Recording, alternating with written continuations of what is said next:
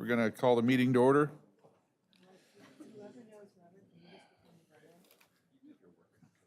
And I'd like to call on Commissioner Parvin to lead us in the Pledge of Allegiance, please. Please join me. Place your right hand over your heart. Ready, begin. I pledge allegiance to the flag of the United States of America and to the republic for which it stands, one nation, under God, indivisible, with liberty and justice for all. Thank you. Roll call, please. Chair Judge, Here. Vice Chair McQueen-Lejeune. Here. Commissioner Anderson. Here. Commissioner Crosswhite. Here. Commissioner Enegren. Commissioner Engler. Here. Commissioner Halter. Here. Commissioner Lang. Here. Commissioner Levere. Here. Commissioner Long. Here. Commissioner Lopez. Here. Commissioner MacArthur. Commissioner Parvin. Here. Commissioner Tremblay. Commissioner Roberts. Here. Thank you. Thank you. We have one emailed public comment that Martin is going to be so kind enough to read for us. Thank you, Chair Judge. This public comment is from Kendall Lawson, the Installation and Community Planning Liaison Officer for Naval Base Ventura County. And I'm going to read it into the record. It concerns traffic delays between Magoo Rock and Chumash Trailhead, northbound Pacific Coast Highway 1, and the closure of Point Magoo State Beach from September 29th through October 29th, weather conditions permitting. The U.S. Navy is conducting a munitions response project in unison with Cal State Parks, Angeles District, Caltrans District 7, and other project partners to identify and safely remove potential unexploded ordnances from historic military use within the area. With this announcement, California State Parks, Angeles District, and Naval Base Ventura County urge motorists to avoid the area for the project duration and to consider using alternative travel routes to avoid possible delays near Point Magoo State Beach, California. California State Parks and Naval Base Ventura County appreciates your cooperation and understanding as we work together with our project partners to ensure public safety and environmental integrity of Point Magoo State Beach, California. Thank you for receiving our message. And again, those dates are September 29th through October 29th. So basically the duration of October. That's the end of the message, Mr. Chair. Thank you. And we have one in-person public comment. Todd Collard. Good morning. Is it on? My name is Todd Collard. There we go. I'm a resident of Ventura, and I'm an active cyclist. I'm here to make comments on the experiences I have in the Pacific Coast Highway or the Rincon Parkway. And so they're probably directed to the Caltrans representative who's here in the audience. First, praise for resurfacing the beat-up road. The Rincon Parkway was a horrible place to bicycle, but it's now glass smooth. And also the connection between Carpinteria and south. So we now have an interchange between people riding in Ventura County and Santa Barbara counties. I met Conan O'Brien, one of our county parks. He'd ventured south, which people normally didn't do until the connection was made through the Class 1 bike paths.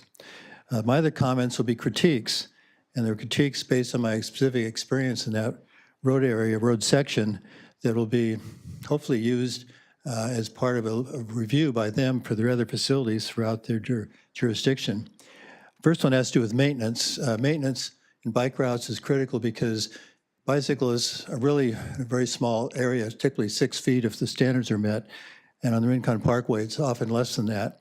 So if you're riding along, particularly if you're in a peloton, which I'm not in, and suddenly there's debris in the road, you've got to dodge left or right. And typically there's no way to dodge right because you're going to be off the roadway into the brush, or left, you're going to be in the travel lane. So debris maintenance is important. And this includes sweeping up glass that's there, which I discovered recently, and and gravel. There's several roadways that exit the oil fields onto PCH. I've personally swept up about 75 feet or yards, I can't remember which was long, sweeping and shoveling to get the debris out of the bike path, which is completely obliterated. Trimming of brush, which isn't a constant problem, but does occur periodically. The other key problem up there is where the railroad retaining wall for the roadbed is falling away. It was simply wooden planks staked in with metal pipes that are bent over, and the planks are falling off. Some of them have fallen into the bike path at that point, which is only, I'd estimate, 2 feet wide. This is opposite Hudson County Park.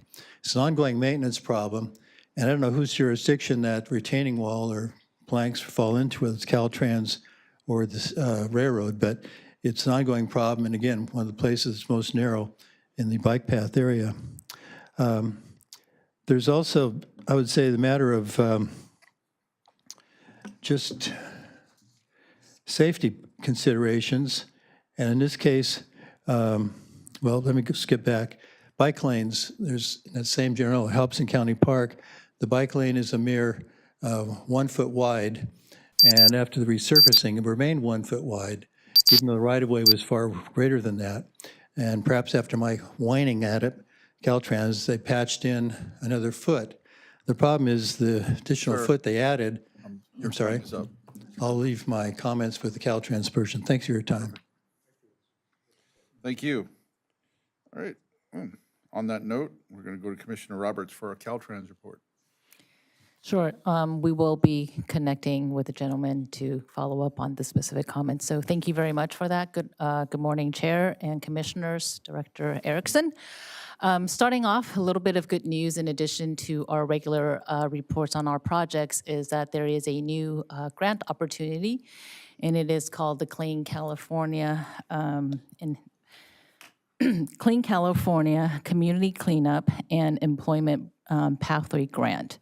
And it is a statewide grant, $25 million total available statewide, that applications are not open, and the deadline to apply is November 1st. And so specifically, next slide, please. This grant is to support litter abatement efforts in local communities, and will support the beautifying of public spaces, but also create opportunities for workforce development.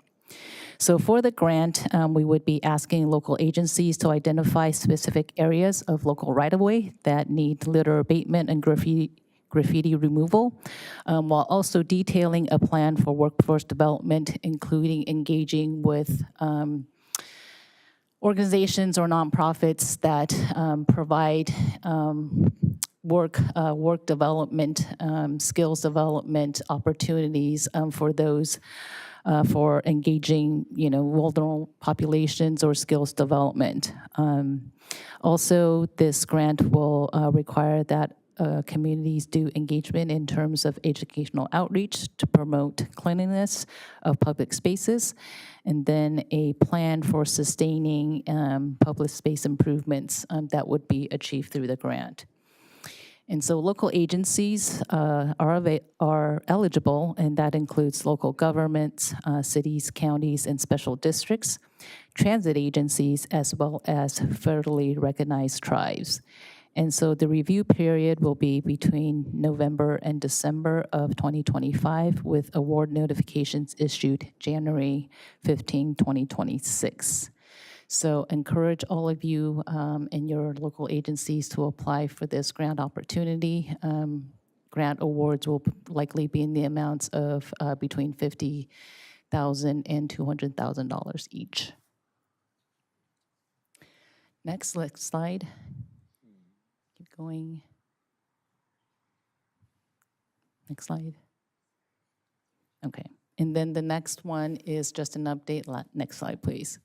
Is an update on our Arroyo Simi Bridge Barrier Project. We are finally able to begin work on this project at the end of October.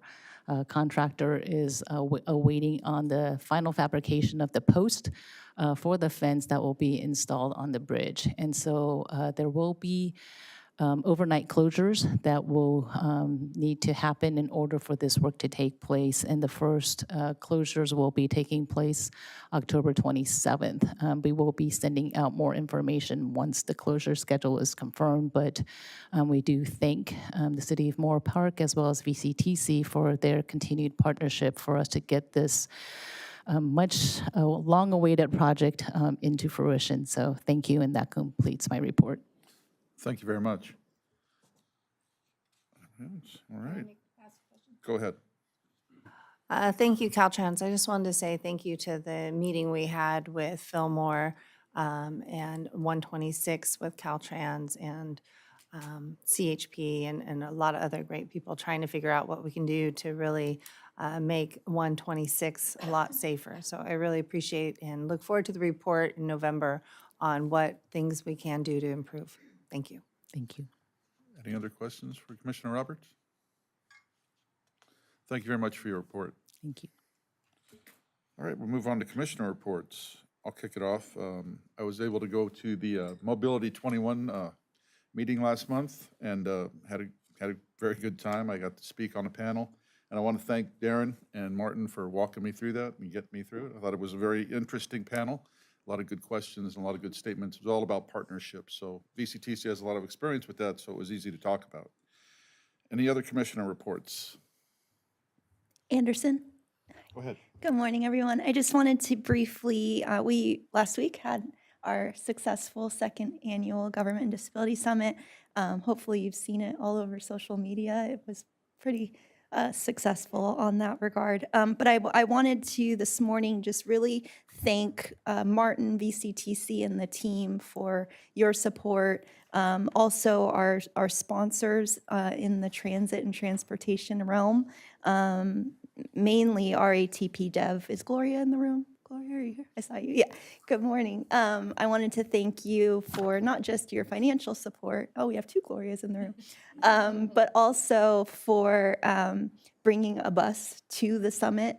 I think that we didn't realize when we brought the bus to show it off that it was going to actually be really beneficial for the 5 buses that we have in production, because we were able to get suggestions from attendees of the summit on how to make it even more accessible. So that was great. Also WSP, Gold Coast Transit. Sorry, I'm going through my list because transportation was such a great supporter. MV, Farron Piers, M&S, and Iteris. So I just want to say thank you to all the sponsors. Next year's 3rd annual, which I've been told we are doing, yay. I would love to have even more of a transportation focus. We had one great breakout session with Martin and Aaron. Thank you for that. But I'd like to see even more next year. So thank you, everybody, for the support. Any other commissioners? All right, moving on to our executive director report. Mark? Thank you, Chair Judge, and thank you for the updates from you and Commissioner Anderson. You'll note that they're also highlighted in my report, but you both eloquently described them. So next slide. Wanted to let you all know, remind you that October 6th through the 10th is Rideshare Week. And the theme this year is less miles, more smiles. So I think all of you who know, if you can be on a bus or a train, Metrolink train we'll be talking about shortly, it's a welcome break from congestion and driving. I'd also add biking to that too, but we'll be taking pledges again this year. And one new kind of exciting thing we've added is a cost calculator to our website. So you can take a look at that. The link is up here on the slide. goventura.org/save, and it's kind of handy because you can figure out how much money you're saving by not driving. We all know that driving is a lot more than just the cost of your gasoline. There's the wear and tear on your car, and in some cases the stress of the driving. But I want to make that announcement. Rideshare Week, next slide. And as Commissioner Anderson noted, we had the Government Disability Summit last week. Aaron Keneally of our team, of the transit team, joined me in a presentation, one of the many good presentations that occurred during the conference. This is the second annual. When we did the first one last year, Commissioner Anderson wasn't a commissioner yet, but she had been providing us with input and advice on our bus purchases, especially making sure that we procure the most effective vehicles for accessibility services.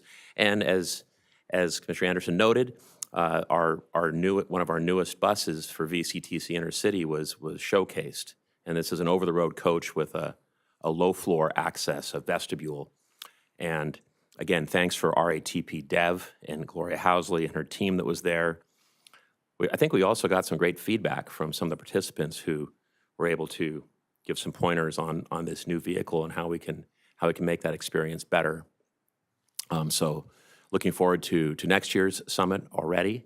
And as Chair Judge noticed, this is really just thematic of our year of the power of partnerships, which has been our theme for VCTC this year. And next slide. And also, as Chair Judge noticed, was the theme of the Mobility 21 Annual Summit, which just occurred September 12th, last month, in Orange County at the Disneyland Hotel. This is the largest transportation conference in Southern California, this public-private partnership of Mobility 21, which is the CEOs of the transportation commissions in Southern California, also Darren Kettle from Metrolink, and then a lot of the leaders in our engineering and private sector partners throughout the county. But it was, we had some great sessions. Chair Judge was part of the chair's panel, and I was on a couple panels. One of them I had the pleasure of being on with Gloria Roberts on transportation resiliency. And as we said afterwards, it was wonderful to be able to talk about true partnerships and how well they can work together when you have, long-term trusted relationships with people and other agencies, especially in times of crisis, whether they're fires or other evacuation type incidents. But a good conference overall, and again, well attended by many commissioners and VCTC staff. So, next slide. I think that's it. And just wanted to you have your executive director's report in front of you, but also just wanted to remind you about some upcoming workshops for the Santa Paula Branch Line Trail Master Plan. One of the upcoming ones will be Tuesday, October 7th. So that's next Tuesday at the Santa Paula Agricultural Museum from 6 to 8 p.m. So all of you remember, that's where we had our strategic plan workshop just a little over 2 years ago now. But just want to again acknowledge Amanda Fagan and her team and our consultant partners as that project moves along. And really just my whole team for the great work they're doing in so many different areas. Claire Grasty and the transit team, Darren Peshka, and the work she did to help with Mobility 21. But thank you all, and I'm open to any questions. Any questions for Martin? All right, thank you very much for that report. Great report. All right, are there any commissioners who want to make any additions or revisions to the agenda? Chair, I have one correction to the agenda. Sorry, this is just a minor correction on item 9G, the update on the Coastal Express service changes. At the bottom of the first paragraph, it says, on September 29th, 2025, VCTC will implement these changes. The date should be November 3rd. So November 3rd, 2025, not September 29th. So just want to correct that for the record. Thank you. Anyone else? All right, moving along. Consent calendar. Any commissioners want to pull anything to talk about or accept a motion? I'll move approval, Chair. Second. All right, we have a motion and a second for the consent. Please call for the vote. Commissioner Anderson, Yes. Commissioner Crosswhite, Yes. Commissioner Enegren? Yes. Commissioner Engler? Yes. Commissioner Halter? Yes. Commissioner Lavier? Yes. Commissioner Long? Yes? Commissioner Lopez? Yes. Commissioner Lang? Yes. Commissioner Parvin? Yes. Commissioner Tremblay? Yes. Vice Chair McQueen-Lejeune? Yes. Chair Judge? Yes. Thank you. Thank you. Okay, move on to the discussion calendar. Item 10, Metrolink update. And welcome Claire Grassley to the podium. And I'm just here to pass it off to CEO of Metrolink, Darren Kettle. We say hi to Darren. Good morning, all. It's been 4 years since I've occupied Mr. Erickson's seat. Mr. Tremblay, your council chamber refurbishment is lovely. It is absolutely gorgeous. It's been an interesting 4 years for sure. This body has changed a little bit. I was counting noses for those that I recognize, and for those that are a little less familiar. So it's good to see old friends, but also it's good to see the evolving of the leadership. As usual, on a Friday morning when I get to come to VCTC, it is my shortest commute that I ever have to make, given that I do still live here in Camarillo, and I am a regular user of our trains. So as the saying goes, not only am I the CEO, I'm also a customer, so I get to experience what our customers experience, but it is really nice to have that 7-minute trip from the front door of Kettle Station, as we call it at home, and coming here to VCTC. So we're going to, a couple of quick thank yous. I want to make sure we thank Aubrey, Claire, and Martin for the great staff work and supporting you as our member agencies. Really a great job. We have, it's an amazing relationship we have in our region that we are able to have the kind of connections we have. My thanks to your commissioners Tremblay and Engler for their role at Metrolink as being your primary and alternate members. They have ably represented all of you and have been a great support for us at Metrolink. And then just finally, the full commission. I'm going to touch on this here in a second. This has been a year of really big change at Metrolink, probably bigger than we've ever had in our 33 plus years of existence. We couldn't have done that without the support of this commission as well as our 4 other member agencies. So that is my thanks. And like I said, I'm going to touch on a year of big change. So next slide, please. So just a little bit of background for those of you that aren't as familiar with the Metrolink system. We just put this map up here because it recognizes just the nature of who we are as a regional rail system. With serving 6 counties, we have 7/8 lines that we operate, 545 miles in our system. It does make us the 3rd largest regional passenger rail system in the country. And so we serve a population of 20 million people, stations throughout the region, of course, 5 here in Ventura County. And while we operate 164 Metrolink trains on a daily basis, we also have 46 smaller trains that we operate between San Bernardino and Redlands in San Bernardino County. Next slide. So it's been a year of big changes. I'm going to touch on 3. 2 of them are listed on the slide. There'll be a 3rd one, and then just because we just can't always do things in 3s, just from a quick personal perspective, it's been actually there were 4 big changes, but one of them was very personal in this last year, thanks to the mountain fire. And so a lot has occurred in this last 12 months for us at Metrolink. And then just personally, I have thanks to a number of people that sit at this commission for your outreach back around that early part of November when, frankly, all hell broke loose. But there has been great progress, and I'm excited to be able to share what's going on next. All right, next slide, please. So some of our biggest changes were Metrolink Reimagined. It's a term we used that was going to change fundamentally who we were as a passenger rail service. We have historically, for 33 years, been a commuter rail system. We focused on peak travel, AM, PM, very much serving the commuter. And March of 2020, we all learned that the world was going to be a very, very different place. We didn't know how different, but it became very, very different. And as we came out of the pandemic, we realized the very nature of workforce and the nature of a commute was fundamentally changed. Again, I serve as a CEO of the regional rail system in Southern California, and I'll work from home a couple days a week. That is something that we see across the region, and we were impacted and had a very slow response in how people came back to work, and we had figured out that that was not going to be sustainable long term.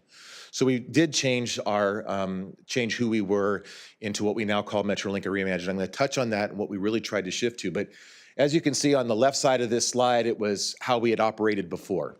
Peak trains, one-way trips, not as much communication with our riders, very complicated fare structures. And we said, okay, that's not the way we're going to be able to continue. So we shifted to what we call the regional passenger rail model. We are not alone in this. There are 33 commuter regional railroads in the country. We have all experienced the blow that COVID brought to the nature of our transit systems. So we knew we had to change. It's been something that's a model that's happened across the country. Next slide. So the 4 principles of Metrolink Reimagined was more trains at peak and non-peak. So commuters are our core market. They have always been and will be. I mean, that is our bread and butter. We know that. But we've also learned that commuters operate differently. The number of people that like to catch that 2 o'clock or 1:30 train home now is very different than what it was 5 years ago when people would work all the way through a day and not use these midday trains. Well, midday trains have been where we've seen the greatest amount of ridership growth, and I'll touch on that in a second. Clock face schedules. You know, I used to be able to catch the Metrolink train here. I caught Metrolink at Camarillo Station, and it was, I'll call it, maybe not always intuitive. There'd be a train at 6:15, then one at 6:47, and then one at 7:28. Well, today, all of our trains operate on a clock face schedule, or most of them do. So the trains that come through at Camarillo Station are 6:08 and 5:08, and then there's one later in the afternoon. We also have a great partnership with Amtrak Pacific Surfliner for additional trains, particularly north of Moore Park. We are getting way more efficiency out of our equipment and our crews. We're running more trains. The change in our schedule created a rail system that was our highest number of trains that we have ever operated at Metrolink. Those 164 trains I mentioned, the most amount of trains we've operated in our system. And we're doing it with fewer train sets than we did prior to the schedule change. So we're getting a lot more out of our equipment and our crews. Now, that has come with its challenges. As we've modified the schedule, when you're getting a whole lot more out of your equipment, they may not be at the maintenance and mechanical facility for quite as long. So we've had some challenges with some of our mechanical issues because our trains have not been in the maintenance facilities as long as they had been. So we're having to change how we do our business at our maintenance facilities to recognize what we could do in 6 or 7 hours, we now have to do in 4. So it's great to be efficient, but everything has to go absolutely like clockwork. And I can tell you in my 4 years working in a railroad system, working like clockwork all the time is asking a lot. So we have, and then lastly, more line-to-line connections at LA Union Station. And in a second, I'm going to put your Commissioner Engler, my board member, on the spot because he can tell the story and he is a better cheerleader. Well, I'm a pretty good cheerleader, but he's going to be a good cheerleader for us here in a second as well. Next slide. So this goes back to our connections, what we used to be and what we are today. So in 2023, you can see the nature of connections between 10 and 20 minutes if you wanted to catch a Ventura County line train, say to an Orange County line train. We had about 67 connections where you could do it in 10 to 20 minutes. And that's normally what you want to have in a transit connection, is something that you can go down the tunnel at LA Union Station and cross over to another platform. And if you can do that within 10 or 20 minutes, that's really a very efficient use of transit services. So under our new schedule, though, we have 200 plus connections that allow us to have that 10 to 20 minute connection. All around the clock face. So again, when you're connecting at LA Union Station from a Ventura County line train, the Orange County line train, if I catch that 6:08 train out of Camarillo and I get in at 7:30 at LA Union Station, my departure to the Orange County line train is at 7:40. So 10 minutes to go from one platform to another to allow for that connection. Next slide. So under our prior schedule, and this really was not a bad connection, you could leave Moore Park, Mayor Parvin and, well, I'm sorry, Supervisor Parvin, Mayor Enegren's, sorry, old habits, hometowns. You could leave at 5:56 in the morning, you get into LA Union Station 7:10, and you'd have to wait about, about 40 plus minutes to do a transfer to get to Anaheim. So your total trip time was 2 hours and 46 minutes. Under a new schedule, next slide, this example gets you throughout the day. Not normally do you want to leave maybe Moore Park at 6:20 in the morning, but you could. You get into LA Union Station at 7:30, 10-minute transfer, and you're at you're in Anaheim at 8:25. 2 hours and 5 minutes. I challenge anybody to do that on Interstate 5. And not only is it at this time of the day, it is at all of those times a day, between 2 hours and 5 minutes and 2 hours and 14 minutes, that if you wanted to go from Moore Park to Anaheim to Disneyland, pick your location, that's the kind of transfer you can have. We have the same thing to our San Bernardino line where you have also 10 minutes to make the transfer. So this has been a big part of what we've changed, and we've seen ridership respond. We're getting many, many more riders that are doing this connection because they can. Commissioner Engler shared with me, because he attended the Mobility 21 event, that he took our train and he did exactly that at Moore Park. Which train did you, Bob, which train did you leave in the morning and which train did you catch? I don't remember the actual number of the train. I can verify that the trip was very seamless. Out of Moore Park, caught the train down to Union Station. It was down the ramp, back up the ramp, onto the next train and out. It was a 10-minute turnaround, which was very, very convenient. The train station in Anaheim is just an Uber ride away from everything else. So it was very, very seamless there as well. The new schedule, I think I can verify, because I did the opposite the year before. I had driven down to Anaheim. It took me almost 3 hours to drive there, and to drive back was about the same. The train was, as was mentioned before, no muss, no fuss, get on the train, and 2 hours later, I'm in Moore Park. So that's what we're trying to do. That's how we're trying to evolve. And it's going to take Southern Californians who still have a love affair with the car to experience that transition. But we are going to have a force that is going to, and I'll touch on it at the very end of my presentation, a force that is going to make that, I think, get accelerated. Next slide. I mentioned our ridership growth, particularly in the off-peak. This is where we've seen our normal commute riders have stayed pretty steady percentage-wise coming out of the pandemic. What we've seen is off-peak, and back in March of this year, we broke an all-time, not just post-COVID, but all-time weekend record ridership. It did help that the Dodgers had opening day that weekend at home, and we had great opportunities for connections there. But we had multiple events, and we did have a record-breaking weekend, month of March weekend service. Next slide. A little bit of, just to celebrate, we've been recognized by the Railway Technology Association with some awards related to safety and innovation. I think the last time I was before the commission, I did mention that we have connected our positive train control system, which is a GPS satellite-based protection system for locomotives. We've now connected that to the United States Geological Service shake alert system, so that if there's an earthquake in Southern California, based on the degree of the earthquake, how large it is, it will either send a message to our conductors to slow our trains, or if it's significant enough within a 50-mile area of the region, it will actually shut the trains down if we have a large enough earthquake, because we just can't respond. The conductor won't do that. So we have that. We had a very successful Student Adventure Pass program, so successful that we tapped out the grant and weren't able to continue it. And then more recently, the Smart Mobility Project, the wireless crossing near side stop, it's called Smart Crossings. I'm going to touch on that here in 1 second as well. It was a project that we instituted in the city of Moore Park. It was one of the first crossings at Moore Park Avenue where we have this new smart technology at the crossing. Next slide. If you haven't taken the trains in a while, we also have launched our new text alert system. This has been, we have now, I think we're over 10,000 of our customers are able to get text alerts directly to your phone, so you're not having to go to social media to find out what's happening if you have a late train. So I have the trains I normally ride. I get text alerts.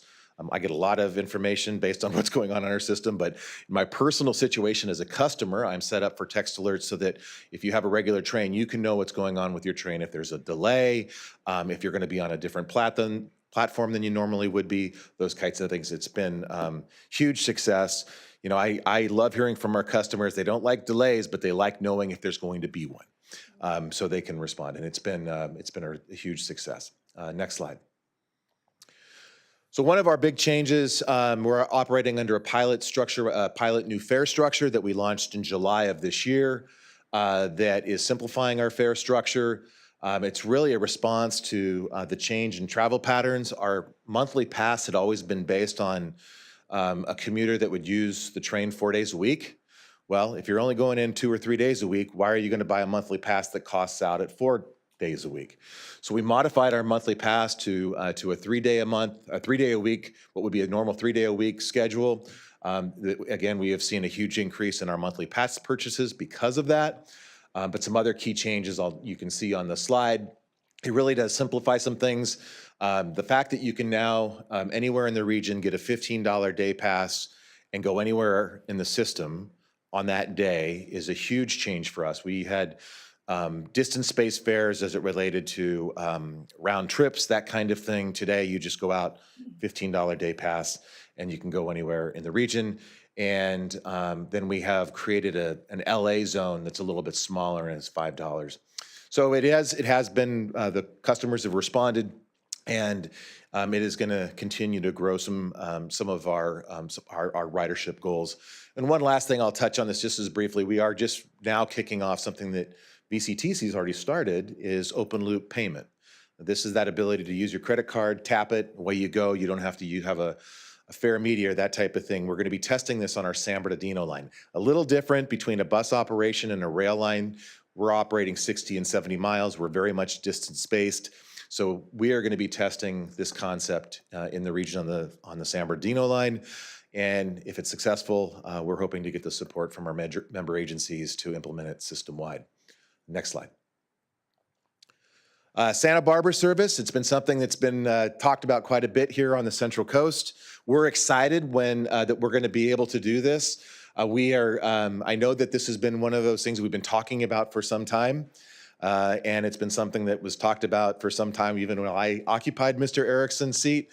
But we are getting closer and closer all the time. The MetroLink Board of Directors gave me the authorization to execute agreements that are going to be needed to put that service in place, with the idea being a train would depart Moore Park Station in the morning to Goleta and then do a return trip.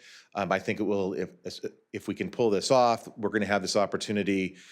We will not have trains having to swim upstream from Los Angeles as much. We will be able to launch out of Moore Park and have far greater reliability for that commute distance between Moore Park, Camarillo, Oxnard, Ventura, up to Goleta. And next slide. So this is, people ask, well, what else is exciting going on? We have a couple of mega events that we're going to be playing a pretty important role in. The FIFA World Cup is, not that we're counting, 8 months, 1 week, 2 days. And that's 8 or 9 events at SoFi Stadium. You know, it's a good little test run for us. LA Metro will be operating shuttle buses from LA Union Station to SoFi. Our trains will be bringing passengers in from all over the region. It's 8 days spread out over 5 weeks. It's doable. You know, we're going to have to maybe add a few passenger cars. We may have a few extra, what we call sweeper trains, but it's manageable. 2 years, 9 months, 1 week, and 4 days, that is going to be a bit bigger lift. And Your Commissioner Tremblay, my member of the Board of Directors, Tremblay, sits on the Metrolink Ad Hoc Committee for LA 28, has been a huge champion in making sure we advocate on Metrolink's behalf and our member agencies' behalf. Our position is our member agencies should not have to shoulder the burden for having to operate something at a level that we have never experienced before. There needs to be support from LA 28, the private nonprofit, the federal government, and the state government. That burden should not be on our member agencies. In round numbers, we expect to operate the number of trains we think we're going to have to operate during that cycle of both the Olympics and the Paralympics is going to be somewhere on the order of about $100 million to increase the number of operations we have. That doesn't count the $150 million or so that we need to overhaul our, doing all the overhaul we need to do for locomotives, cab cars, and passenger equipment. So we are in the middle of that now, and it is right around the corner. It is happening fast. Commissioner Tremblay has already once taken a trip to DC on Metrolink's behalf to advocate in our interests for support from the federal government. Next slide. So this is it. You can see our system is all those colorful lines, and the circles are where the venues are. All the way down at the bottom is Trestles Beach. It's going to be where surfing is. We're actually looking at a temporary platform because there is nothing there today. It's out in the middle of nowhere. But it's in the state park area, so we're looking at a temporary platform there. As mentioned, Mr. Engler mentioned Anaheim. The Honda Center is a venue. We're familiar with all of the sites in downtown Los Angeles, but we also have sites at the Pomona Fairgrounds where we currently have a platform that cricket, which is, believe it or not, the second most popular sport in the world. So we fully expect that that will be a busy location. Then in the Sepulveda Basin area, there be right near our Van Nuys station. So we are looking at how we operate trains in all of that territory. We are anticipating at least to do it right, at least a 50% increase in that 164 trains a day that we operate now. I think we're going to do the best we can at 250, as much as 250 trains a day. And just by context, if you were an Olympics fan and you followed the Paris Olympics, this is the statistic that for me was very much an aha moment. I had the privilege of going to Paris after the games and talking to our equivalent rail system, the RER. It's the regional service in Paris. And with their leadership, and they told me that on a daily basis, they operate 1,100 regional trains a day. We operate currently 164. And then they scaled up to 1,400 trains because that's the capacity that their system had. Now, we should never, what I learned is we should never compare ourselves to Paris. But we should be prepared to do better than what we do today. And so that has been the vision that I've shared with our board and my staff at Metrolink, that we got to do what we can do. And our systems are, again, Paris and Tokyo are different than Los Angeles. And so we need to be able to be prepared to do what we can do. And so that's our mission. But as I was talking about, this is what's going to lead us into what we can be next. If we are successful in 2028 and we show not only the world, but Southern California, that you can use passenger rail service to go to a game that's supposed to be all about transit, because you won't be able to take your personal vehicle to that venue at Anaheim, as an example. If we can do that, we have the chance of, we're not going to completely shift Southern California's car culture, but we are going to plant a seed that you can do something different. And that I think, is going to be the legacy we'll see that the Olympics will bring to our system. Next slide. Mr. Chair, that concludes my report. Thank you very much. It's again a pleasure to be before you, always is. Ms. DeAndrea, it is so strange to see you here and not Mr. Mattis. It's completely freaking me out. Anyway, it's good to see you. Thank you very much for that Thank report. Any questions for Darren?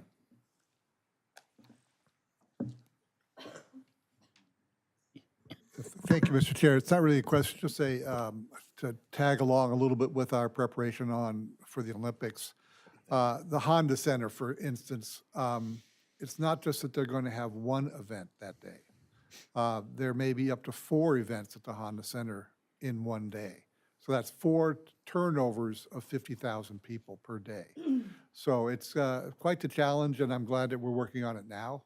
And hopefully we'll be able to meet that challenge coming up.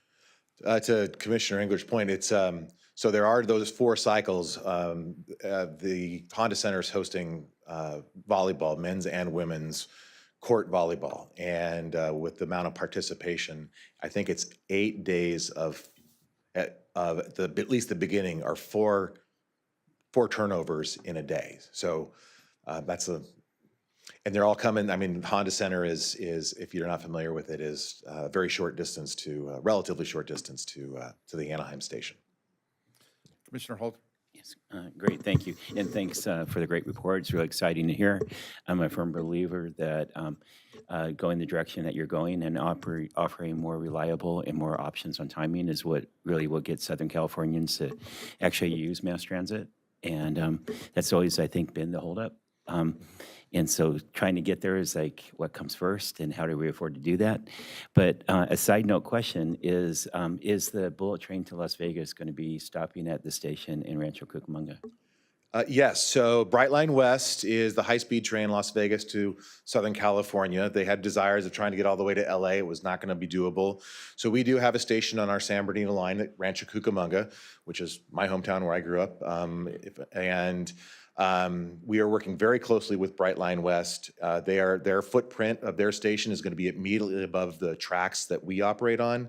So you will get off a Metrolink train on the ground floor, and they will be on a second level. Very different experience. I call our railroad the No Frills Railroad. I mean, it's we're not quite Frontier Airlines, but we're pretty no frills. But you will be going into experience at Brightline West that is second to none. I mean, that is going to be all about experience. But it is going to change how we have to set up our system on that San Bernardino line. It's, again, we're a commuter railroad. People don't walk around with luggage too much, other than if they're going to the Burbank Airport. So we're already looking at how we reconfigure our cars so that we can accommodate more luggage on our equipment. So it's those types of things that we're already starting to do. We'll see if they're going to be. They had hoped to be ready by 2028. That may be aggressive. And I just saw news that their project budget just went up a bit. But they're moving full steam ahead, and we're great partners with them. I see what it's going to cause for us on the San Bernardino line is the half-hour bidirectional frequencies on the San Bernardino line all day long, and actually then sometimes on the weekend is going to be something we're going to benefit from. We're going to see our ridership growth because of that. Great, thank you very much. Any other questions? Go ahead, Martin. Chair Judge, thank you, Darren, for the update on Metrolink. Always brings back some nostalgia seeing you here and remembering the old facility here. Mm-hmm. But your team has worked hand in glove with my team, emblematic of VCTC's partnerships for the year. I was thinking of a comment Commissioner Engler made when we provided coordinated transit and transportation services for the X Games. And we had not just Metrolink, but Losan, bikes, bus, everyone working together. And I believe your comment was, if transit ran like this every day, we'd have a lot more people using it. And I think that is on a much smaller scale what we're looking for with these big events coming up. But also just wanted to thank you for your engagement in looking at new markets for Metrolink to Santa Barbara. And we're not to speak off the cuff too much. I think Darren and I are both probably a little frustrated this isn't happening sooner, but we appreciate Metrolink's ongoing engagement in making it happen as soon as we can. Yeah. But thank you. Mr. Chair. Go ahead. Thanks. A couple of things. First of all, Darren, thank you very much for being here. I especially want to give kudos to Claire and Aubrey and Martin for the outstanding job that they do on these issues. Just to put a brief moment in context relative to LA 28, the request from Metrolink to the federal government is in excess of $250 million. The operational surge alone for just that 3-week period, the ask is it's $107 million, if I remember my number correctly. Mm-hmm. And the capital contribution toward that Metrolink is seeking is about $150 million. Originally, Metrolink, and this is 2 years ago, said, you know what, we can go out and get train sets from Chicago, from some of the other public transit systems that actually match what we do at Metrolink. Because not everyone's the same, right? You got to go out and look at specific systems. But that has changed.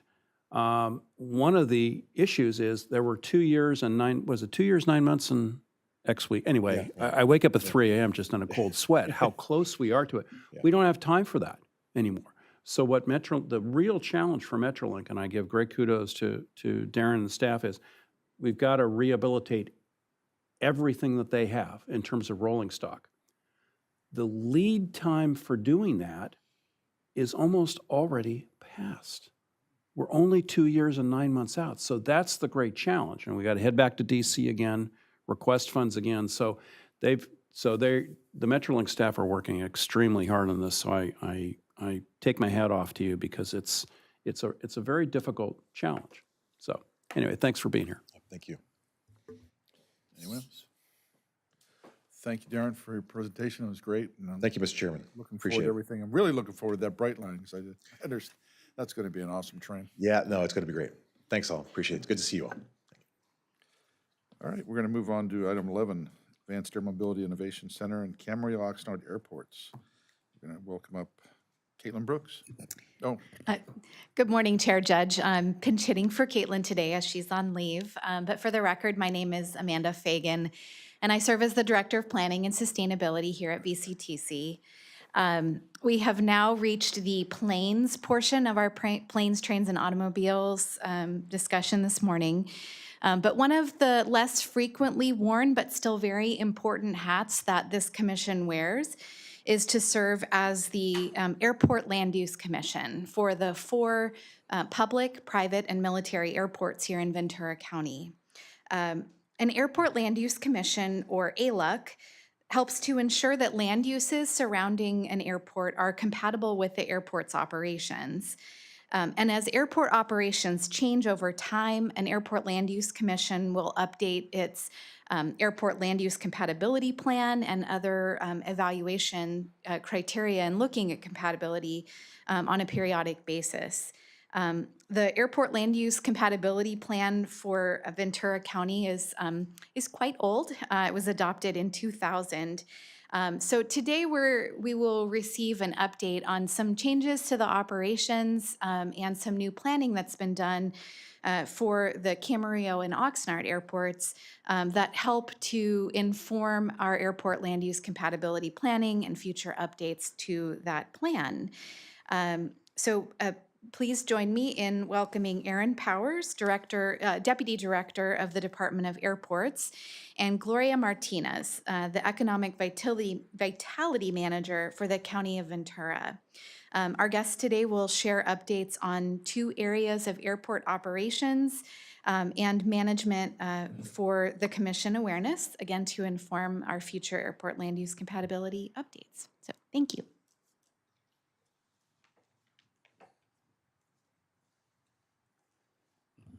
Thank you very much, Amanda, for that introduction, and thank you very much to the Commission for having us today. We'll go ahead. So the purpose of the presentation is to provide some updates on Area 805, the Hive Autonomous Innovation Center, and a Part 150 noise study. I do apologize in advance for those who may have seen some of these slides, but I hope that you will take away a new nugget every time that you hear the presentation, because it is quickly changing. So we'll go ahead and start with Area 805.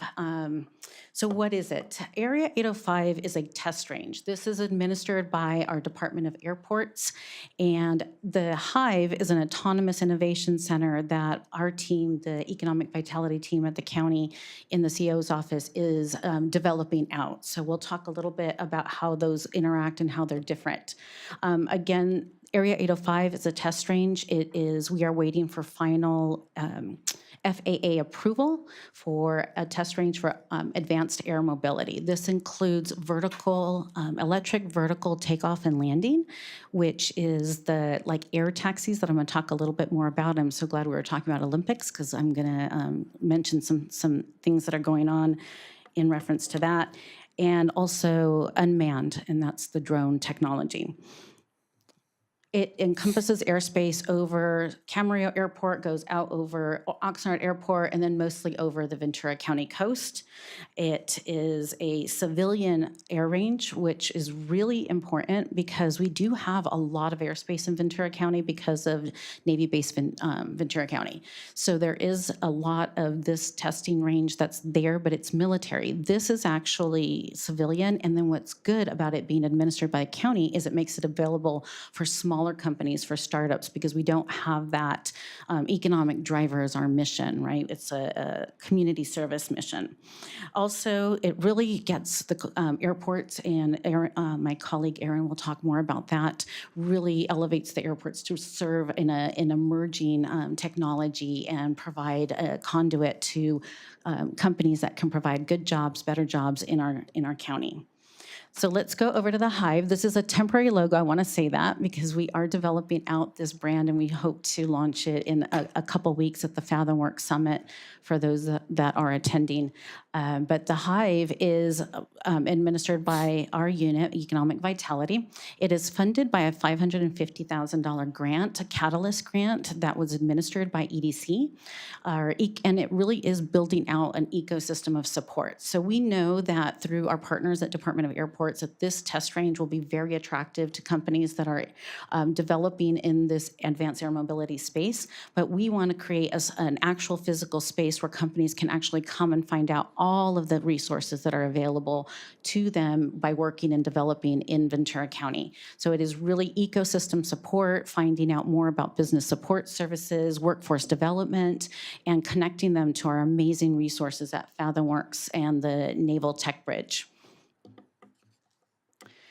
So we talked a little bit about the Olympics, and I just want to say that this technology, it sounds kind of like the Jetsons, and it's far off, but it's not. As we just heard from Darren, it is here, and it's coming very, very quickly. So the company Archer, there's two main players in this space in the eVTOL.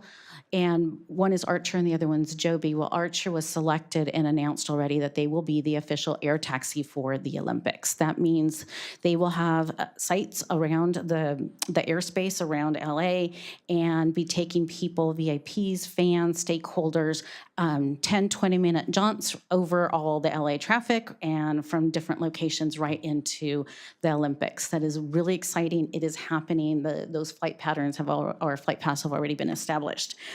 So we're really excited about that. If you can imagine, it can also be used for emergency services, for security. I mean, there's a lot of use for this technology. But what's really cool is that right now what's happening is that the vertiports, the infrastructure to charge these electric air vehicles is already being developed. So if you can think about adoption of technology, think about electric cars, for example. We're not going to go and buy electric cars if we're not confident that we can charge them, right?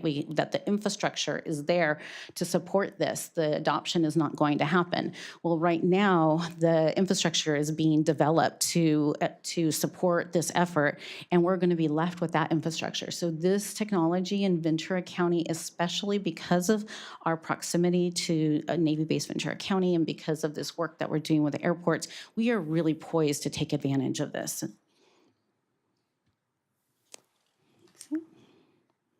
I have notes because I have so much to say about this. I have a short time, and I want to make sure I get all the good stuff. Okay. So Area 805's airspace. So the air traffic will be primarily, let me pause real quick. The airspace that you see here is the Navy test range. So if you can see, that is over the Pacific Ocean. That is 36,000 square miles, and then you see a little channel of airspace that leads over to China Lake, which is in Kern County, and is another designated space for testing advanced air mobility. Well, our little spot, let me see if this works. There we go, is right in the middle. You can see that circle there, how we're poised in the middle of these two military advanced air mobility test ranges. Ours is 300 square miles. It is primarily over the coast. We're doing this in full coordination with the Oxnard and Camarillo towers. under the rigorous compliance of FAA. What we anticipate about 1 to 2 daily operations of autonomous aircraft, so it's not like something's going to flood the skies. We're not looking at anything like that. And also want to point out that this technology, the eVTOL, is environmentally more sustainable. It uses clean energy, and it is very quiet. So that should be not a big concern to our residents. So our airports already have a tremendous economic impact on our communities. Combined 281 million in economic output, and you can see the numbers there regarding employment, payroll, business development, the businesses that thrive at the airports, and also local tax revenues. So we already know that they are making quite a difference in our economy. This opportunity with advanced air mobility really represents a tremendous opportunity for growth. It is currently globally a $12 billion market, but it is growing at a rate of about 28% compound annual growth rate. So it is projected by 2030 to exceed $1 trillion globally. And again, I would just want to emphasize, that Ventura County is uniquely poised to benefit. There are already companies, you can see them on the screen, that are in the region that are working in this space. Our partners at the Navy, at the Naval Tech Bridge, at FathomWorks are accelerating this development and these relationships with these companies. So we are in a place where we can really capitalize on having a non-military civilian access to the same testing range. Some of the partners that are developing out the Hive, now this goes to the Innovation Center and how we're gonna kind of come around these companies and say, hey, we've got a lot of great opportunities here to work with us. Currently the partnerships, and I'm so glad that you said the power of partnerships I was sitting there going, that is it, right? Because if you look at this presentation and really comb through it, you will see that none of it can happen without partnerships. None of us have this on our own. We have to partner. And so right now, our team is doing the staffing, the administration of the Innovation Center, working on that ecosystem, innovation ecosystem, and bringing partners to the table. Our friends at Matter Labs, who are part of the future of the FathomWorks Collaborative, are working on bringing the Tech Bridge connections to us. PTAC, which is a Procurement Technical Assistance Center, they actually help companies to learn how to navigate the procurement processes. They teach them how to get government contracts. And of course, our SBDC, Hub 101, and then connecting all that to the exercises that happen every year out at Navy Base Ventura County. Also, Ventura County Community College District is heading up the workforce component, so they're working really closely with our county workforce. They're working closely with Cal State Channel Islands to develop pathway programs to ensure that these companies understand that they have partners here that can educate and train, and looking at ways. There's a lot of conversations they're having to look at ways that we're providing education opportunities for, starting at K, K through 12, all the way through the spectrum. And then lastly, of course, our Department of Airports is really the lead when it comes to the test range. It was their range that really inspired all of this work. Again, going to partnerships, it's super important. Everyone on this screen has been a tremendous partner. I want to just give a shout out to EDC for administrating the Catalyst grant. Again, we could not have done this work if we didn't have that partner and that partnership leading the way. Our partners at the Navy, the Naval Tech Bridge, even Cal-Lu, Hub 101 are very interested in being able to provide services in this space. Cal State Channel Islands, we're talking about how to align pathways with them, which is really exciting. The Port of Hueneme, that is a key partner with FathomWorks, could not do that without them. And our Workforce Development Board and even the City of Camarillo Economic Development is at the table and working with us on this project.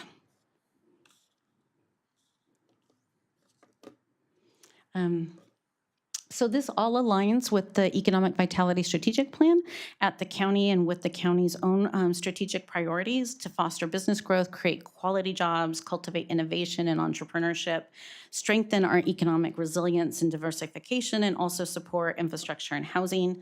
It also aligns with regional and state economic initiatives. There was another effort that has been going on where we're collaborating with, under the California Jobs First Act, we are part of this Central Coast region, which is looking at ways to really elevate the defense tech, aerospace assets that we have across the six county region. There was a lot of work done. I'm sure you've all, I'm speaking to the choir here, all of you have seen the data that's come out of this report, but we are really looking at, 45% of households are struggling to make ends meet. Only 25% of our regional jobs are considered quality job, meaning they pay a livable wage, have insurance, offer opportunities for professional development. People feel safe and feel like they can take time off and still come back to their job. And this advanced air mobility and related sector really present opportunities to increase that. We can create more quality jobs. The National Association for Manufacturers says that for every manufacturing job that is created in the value stream, there's another job that's created. So because of the supply chain connected to manufacturing, we know that one job creates two. Well, when that job is a manufacturing aerospace job, it actually creates two other jobs in the value chain. So we know that this is we're on the right path, and it's supported by data. So I'll just show you, finish off, and I'll show you a couple renderings. This isn't exactly what it's gonna look like, but these were the renderings that give you the best kind of look and idea. This is a building, a space that's at Camarillo Airport that we are currently occupying. We are in the middle of trying to, renovate, kind of bring in some internet and furniture and fun things like that, but it's really right now a flex space. Many of you have already visited. We want this space to be a place of gathering, of convening. We also want it to offer some accelerator type of programming and ability, and be a space where businesses can come in, try to come in to access the test range, but then find out everything else that Ventura County has to offer. So it's just a couple shots to give you an idea of what it could look like, and I can't wait to invite you all back. Oh, let me, so this is a company that did a demonstration at the Camarillo Air Show just recently. That is what Ventura plane. You can see how quiet it is and how it's being operated. This is what we would call an air taxi. This company is located up north. I believe they're in Sonora. I'm sorry, I can't remember that, but their CEOs live in Thousand Oaks. So we're hoping that we can move closer to every time. And if you have any questions on that section, we can do that now, or we can wait until my colleague Erin finishes with the Part 150 report. Okay, go ahead. Thank you. A pretty exciting report. Thank you for that. How high do these things fly, and how far can they go, and how fast do they go? Those are great technical questions. Okay. I don't know, actually. I do know that the airspace, if I can go back really quickly, the airspace, I think, okay, actually I do remember. There's two levels in that one where you saw the actual airspace over the airports and the ocean, and one goes up to 2,000, the other one goes up to 6,000. So I do know that they do fly in that area, but as a, when they're traveling and taking passengers in regular business, I do not have the answer for you. That's okay, thank you. Go ahead, Chris. Hi, thank you for the presentation. That's incredibly interesting. I was wondering, is that this technology of air taxiing seems like what could be done with a helicopter, obviously, in the past. Do these things have a considerably lower operating cost? Is that why this seems like it'll take off more than That is my understanding, and also because they're electrical, so they're lighter, they're easier, they're more efficient to operate than a helicopter. Thank you. Yeah. All right, just More nimble. continue on. My understanding is you can park one of these in your driveway. You can get to that point. So they're very much more accessible than having the helicopter. Okay, I will turn it over to my colleague. Thank you very much for your time.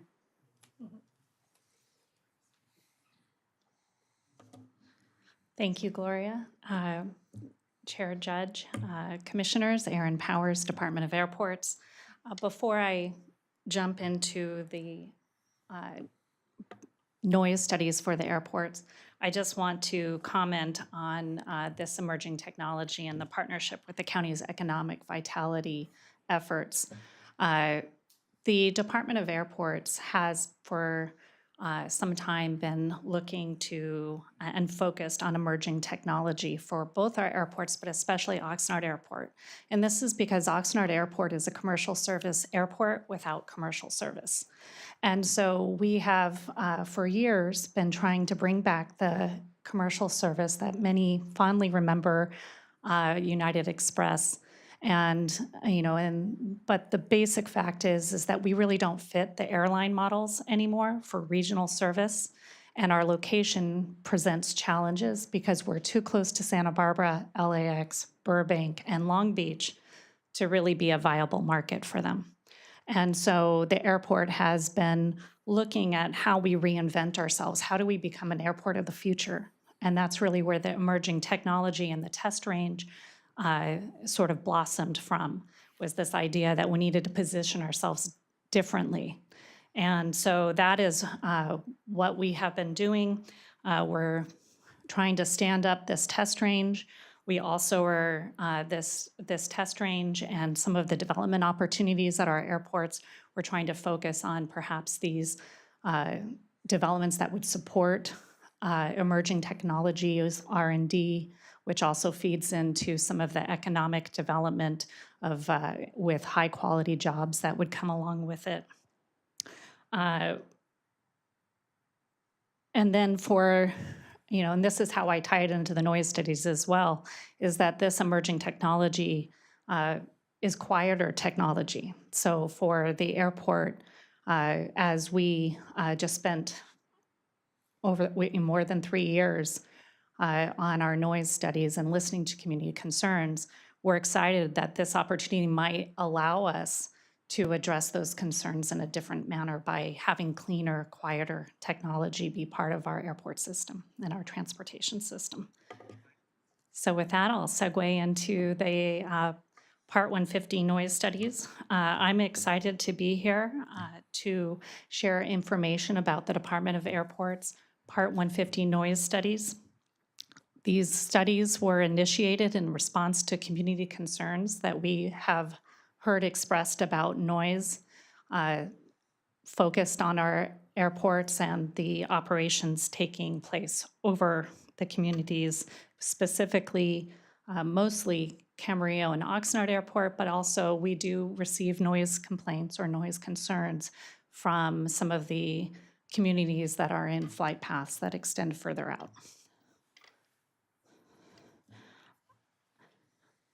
I have a few slides I'm going to share with you, and these slides are really going to talk about the study progress to date, the final public hearings that we held in August, just a few months ago, and what the next steps will be to complete the study.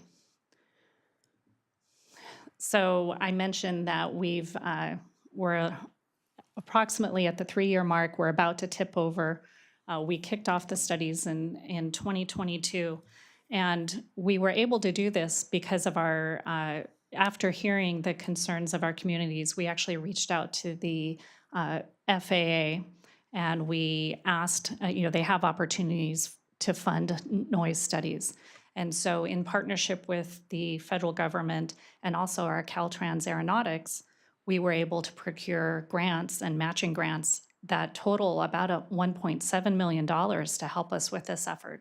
And that allowed us to bring a noise study for Camarillo Airport and a noise study for Oxnard Airport. And once we kick that off, we've just been steadily moving through the process.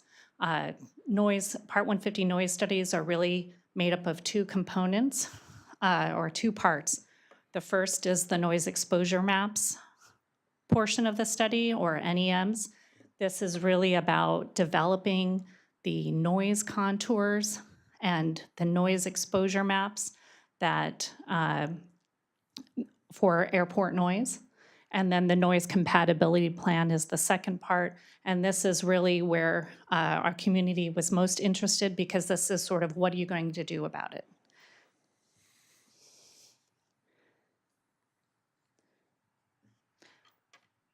So we actually completed our noise exposure maps in December of 2023. We received final acceptance from the FAA on those noise exposure maps in June of 2025. So the process takes a little while. And while those noise exposure maps, I think you might have heard, are important because the noise contours and those noise exposure maps can also be utilized by the Airport Land Use Commission in their efforts should they decide to update the Airport Land Use Compatibility Plan. So they can provide a portion of that effort. We incorporated into the study to assist. In August, we held our final Part 150 noise study meetings, and this was really on that second. It was focused on the noise compatibility plan because the NEMs had concluded in 2023. For Camarillo Airport, we had 45 attendees, and we also included in this final public hearing an update. The noise compatibility plan, I said, tells you what we're going to do about what actions the airport is going to do to try to mitigate noise concerns. And so for Camarillo in particular, most of our complaints are centered around noise upon approach into the airport. And so we actually didn't wait for our noise studies, each of our noise studies, to be complete to start on our efforts. And so we had, in particular, we actually broke out one of the recommended actions, which was to do an approach and procedures analysis study to see if there's any adjustments that we can make that would make a difference for the community in terms of the noise that they're experiencing.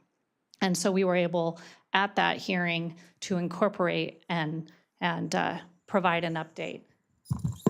This is important because it's not a quick action. That's why we jumped ahead of the conclusion of the studies. These efforts sometimes can take 2 to 5 years after we complete the study. If there's adjustments that would require FAA review and approval. This is all because safety is our highest priority. While we're looking to make adjustments, it still needs to meet all safety standards. For Oxnard Airport, the noise concerns that we hear is a little bit different than Camarillo. It's really focused on some of the training patterns and or touch and goes. And so that is where the airport has focused, and some of the noise mitigations or the actions that we would take include a lot of voluntary measures for programs like pilot education. We have a fly-friendly VC program that we do a lot of outreach to flight schools. And so our focus is a little bit different for each airport. We had 15 attendees. I do want to say that we currently, we had our public comment period started, we had a 45-day public comment period, started in July. We held our public hearing in the beginning of August. We took comments throughout this period, including at the public hearing itself, and then they concluded on August 19th. Currently, we're developing written responses to each of the comments that were received.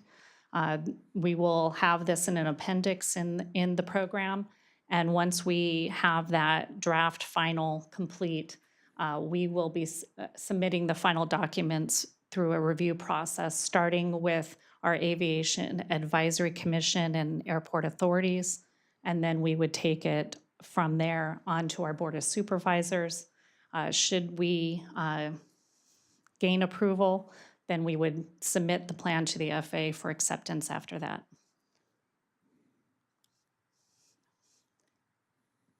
I'll leave it there and see if there's any questions.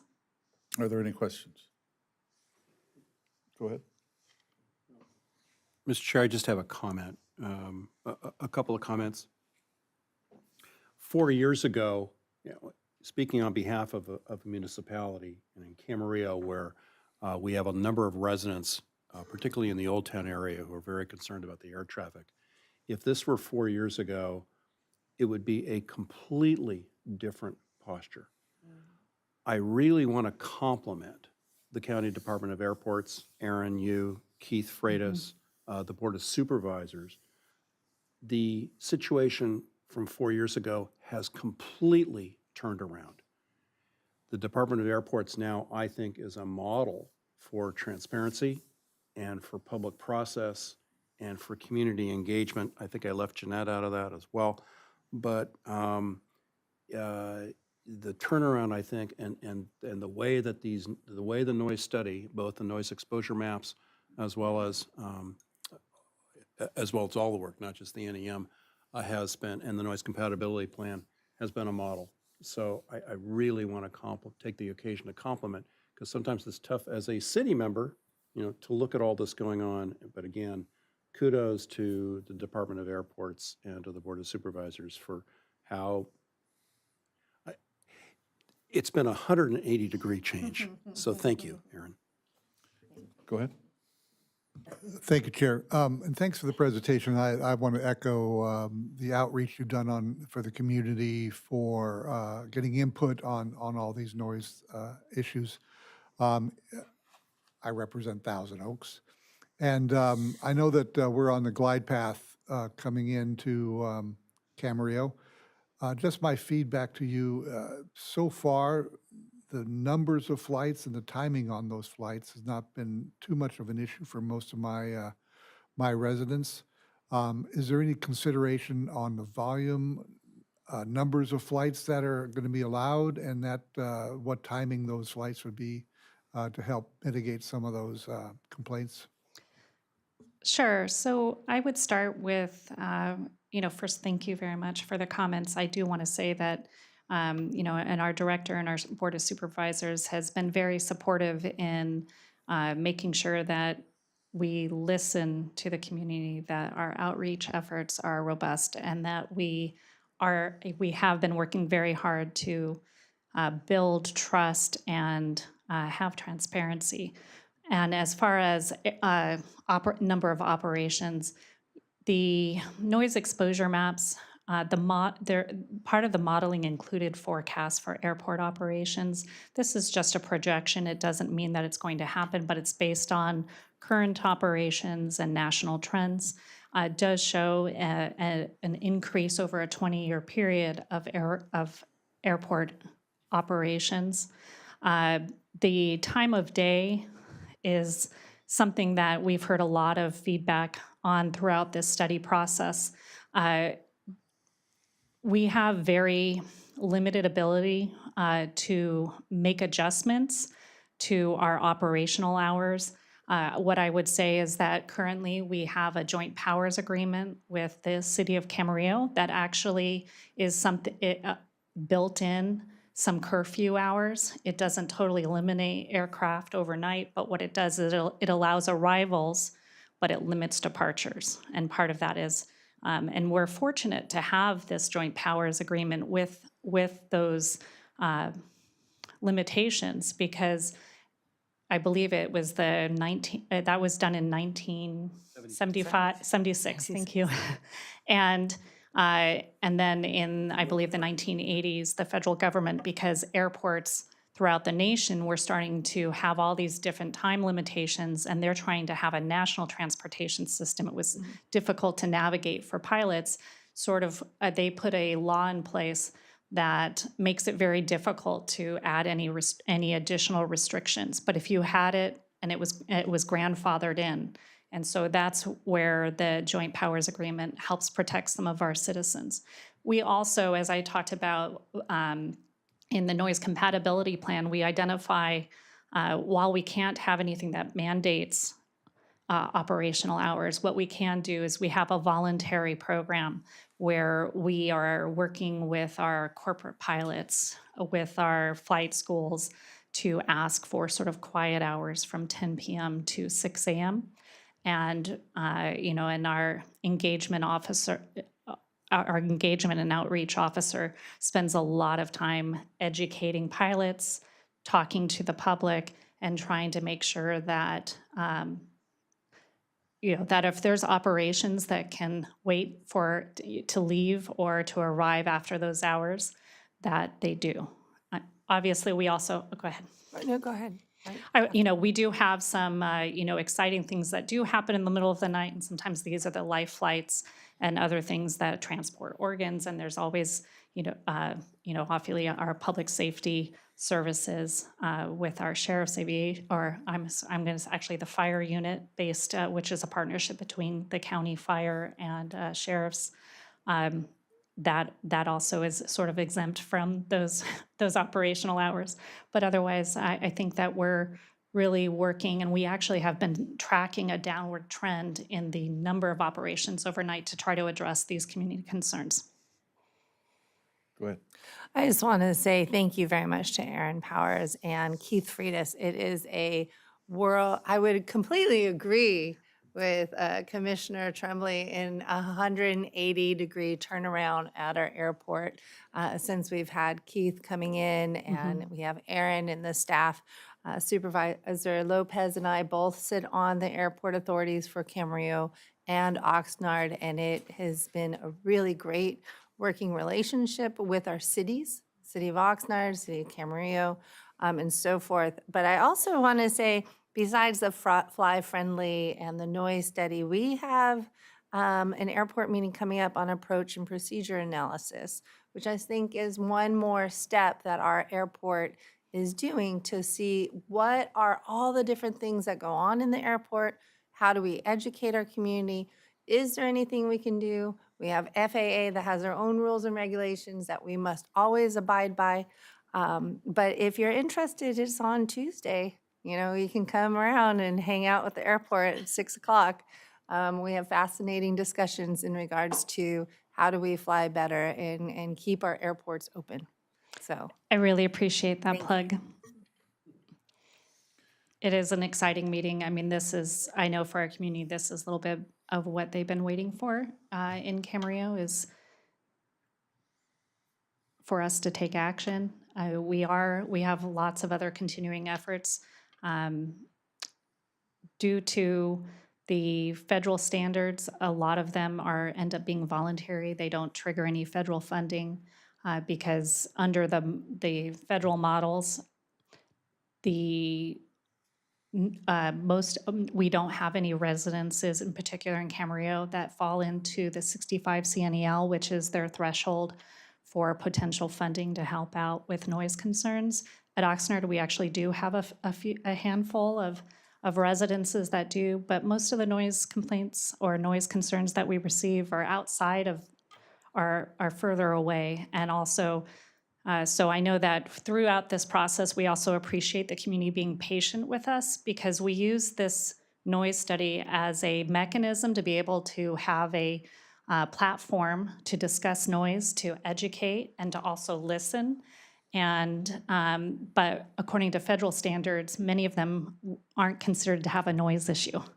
And so we've had to make clear throughout this process that, the federal threshold may not say you have a noise issue, but we understand there's a concern here, and we want to see what we can do to help be the best neighbor we could. All right. Thank you. Any other questions? Thank you very much for your presentation. Thank you.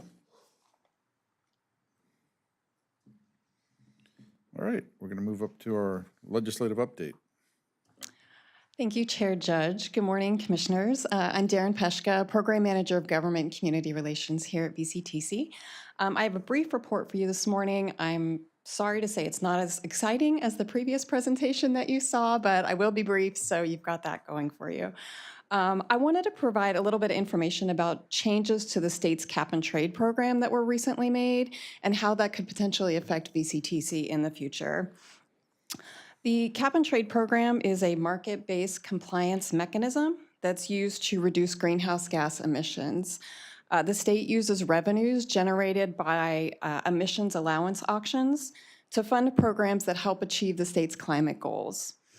For VCTC's purposes, Cap and Trade supports two important programs. The first of those is the Low Carbon Transit Operations Program, or LCTOP. VCTC uses funding from the LCTOP to pay for our Youth Ride Free and College Ride programs, and in the past we've used it to pay for Metrolink weekend service. The second program is the Transit and Intercity Rail Capital Program, or TIRCIP for short, and TIRCIP funds capital improvements to modernize intercity rail systems like Metrolink and some other programs as well. The Cap and Trade program was scheduled to expire in 2030, and at the beginning of the legislative session, the legislature indicated that they intended to pursue an extension to that program. Just before the end of the session in September, the legislature passed two bills that make changes to the program and extend it. So the first bill is Assembly Bill 1207, and that bill changes the name of the program to Cap and Invest rather than Cap and Trade, and it extends the program 15 years. So it now goes through January 1st of 2046. The second bill is Senate Bill 840, and that bill addresses the expenditure plan for the Cap and Invest program. And changes to the expenditure plan are really what potentially could affect VCTC in the future. Under current law, the two programs that I mentioned, the TIRCIP and the LCTOP, receive 10% and 5% of those auction revenues, respectively, through continuous appropriations. And on average, that revenue has been about $300 million annually for TIRCIP and about $145 million annually for the LCTOP program. The new law maintains those continuous appropriations, but instead of a percentage, the law assigns a fixed dollar amount for those programs. So under the new law, LCTOP would receive $200 million annually, and TIRCIP would receive about $400 million annually. There's a caveat to this, however. Senate Bill 840, which again addresses the expenditure plan, it creates priority tiers for appropriations of these revenues. So there's 3 tiers. The first one is will go toward a variety of backfills and administrative expenses.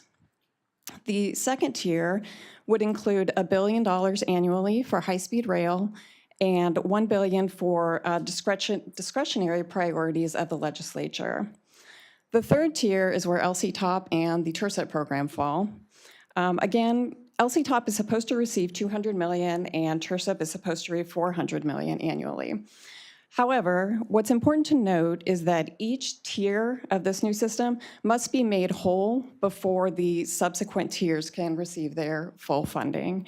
So if the Cap and Invest program doesn't raise enough revenue to fund Tier 1 and Tier 2 fully, then funding for Tier 3 will be reduced proportionally. So that change brings a little bit of uncertainty to these programs in the future, but we're grateful that LCTOP and TIRCIP were included in the final legislation because earlier proposals for Cap and Trade did not mention those two programs at all. Lastly, I'll mention that Senate Bill 840, which is part of this, states that it's the intent of the legislature to provide $125 million for transit passes in the coming budget year, for the 2026-27 budget year.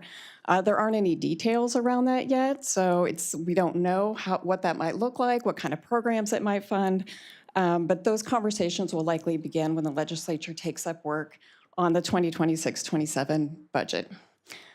I promised I'd be brief, so that's the end of my presentation. I'm happy to take any questions you might have. Thank you very much for the presentation. Are there any questions? Thank you. Great, thank you. All right, do we have any reports from our general counsel? No reports. Thank you very much. Agency reports. I'll start off. We didn't have a SCAG meeting this month, but we did have an executive action committee, or the executive board met yesterday or Wednesday via Zoom. Not too much was, nothing really exciting came out of that. Our next meeting will be in November. I hope everybody's having a nice Yom Kippur, because that's why we were dark. Moving on to the Southern California Regional Rail Authority, or Metrolink. I think we covered quite a bit this earlier, so I won't do a report. Okay. Great. And now we'll move on to LoSAN. Any LoSAN, Jim or Chris, have any reports? I know that Commissioner White is traveling today. I don't know if you had anything to add, Chris, but he had basically just reiterated, I think, some of what Director Kettle, CEO Kettle mentioned. The continued partnership with the Santa Barbara service is still being negotiated, and LoSAN is also still experiencing strong ridership in general, but also has some concerns about future funding. I should have mentioned also with the SCAG, I did have a meeting with the SB CAG. They're very excited about the train going through, and they're also disappointed that it's not going through faster, but they're looking forward to it. Coastal Rail Coordinating, nobody's here. Commissioner White is also, and he had no updates for that committee. How about our California Association, Council on Governments? And Commissioner Crosswhite had to leave early, but she asked if I would just share a brief update. CalCog had just received a legislative update similar to the one that Darren Peshka just delivered, and they were also asked to gauge how others are experiencing CalCog in general. So to share that feedback. So if any of you, I know not everyone is real familiar with CalCog, but they do serve an important function of a statewide advocacy kind of agency for housing, transportation, many of the issues we're grappling with. The CalCog website is a place where you can provide input and solicit that. They have a newsroom with things that CalCog has done for members recently, service and policy actions, news stories, information about upcoming workshops they're offering. So you may be receiving emails about that also, but she asked that I share that update with you all. And as you know, Commissioner Crosswhite has been our CalCog representative now for not that long. She took over for Commissioner Johnson when he stopped serving at the city of Ventura. All right. And California Van Pool Authority. And again, that was Commissioner White. He has a lot of places he's serving on. He did not have any additional updates on CalVans except that they are continuing to partner with us and all their member agencies, including SBCAG and other agencies around Central and Southern California. Great. All right, so we're going to adjourn the meeting today at 9. We're going to adjourn until 9 a.m. Friday, November 7th. I want to wish everybody a happy weekend and happy Yom Kippur. Please drive safe and use public transit. Thank you very much.